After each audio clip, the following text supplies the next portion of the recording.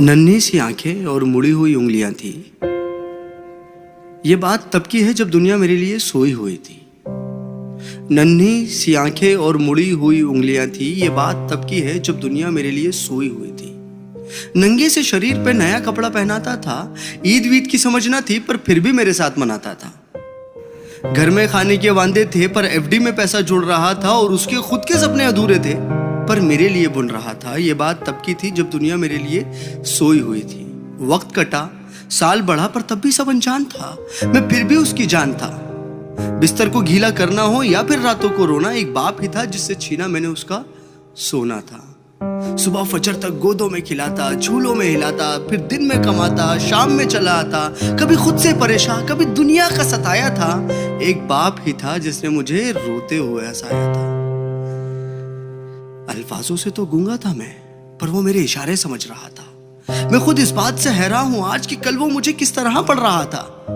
अब्बा तो छोड़ो यार, अभी आ भी निकला ना था पर वो मेरी हर फरमाइशों को पूरा कर रहा था और मैं भी उसके लाड प्यार में अब ढलने लगा था। घर से वो निकल ना जाए अब उसके कदमों पे नजरें रखने लगा था। और मुद्दे तो हजार थे बाजार में उसके पास, पर कब ढल जाएगा सूरज उसको इसका इंतजार था। और मैं भी दरवाजे की चौखट को ताकता रहता था।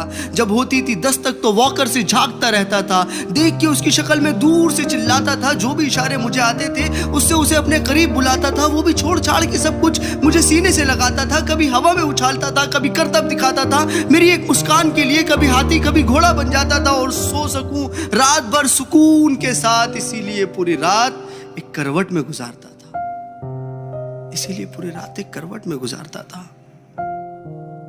पर वो बचपन शायद अब सो चुका था और मैं जवानी की दहलीज में कदम रखने लगा था।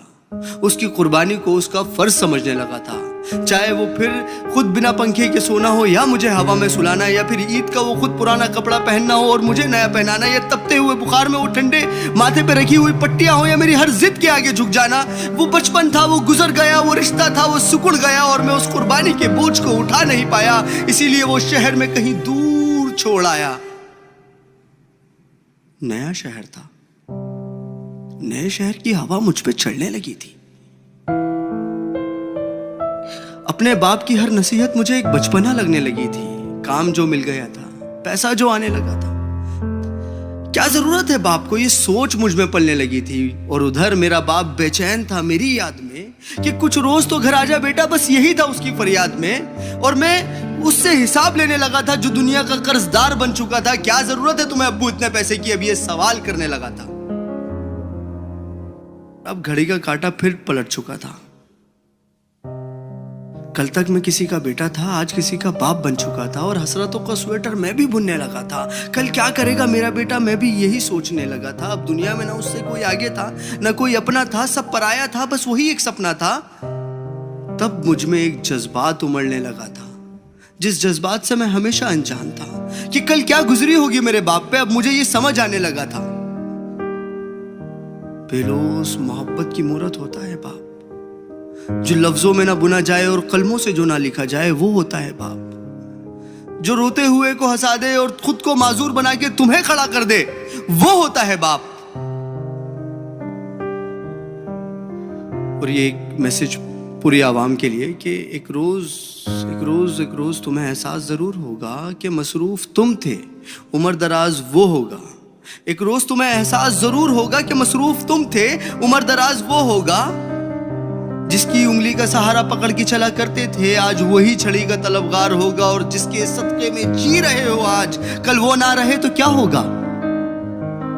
पर अभी वक्त बचा है कुछ खास तुम्हारे पास, तब तक जब तक बाप का साया तुम्हारे साथ होगा। और जन्नत के तलबगार हो तो सीने से लगा लेना, क्योंकि वही कल जन्नत का सरदार होगा। सब गिले शिकवे मिटा के चिपक जाना उसको, क्योंकि आज तो बाप है पर वो कल तुम्हारे साथ ना होगा। कल तुम्हारे साथ ना होगा। और मैं इस नज़म का कोई नाम रख नहीं पाया क्योंकि मैं बाप को एक लफ्ज़ में बता नहीं पाया। Thank you.